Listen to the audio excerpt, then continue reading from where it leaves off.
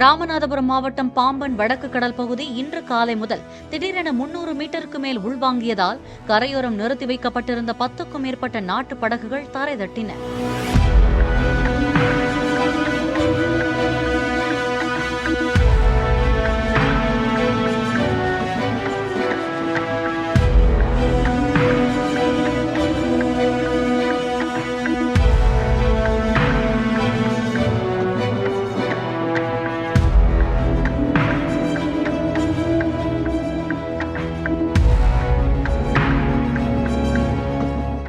Play store மற்றும் app ஸ்டோரில் இருந்து பாலிமர் செயலியை QR கோடு மூலம் பதிவிறக்கம் செய்யுங்கள்.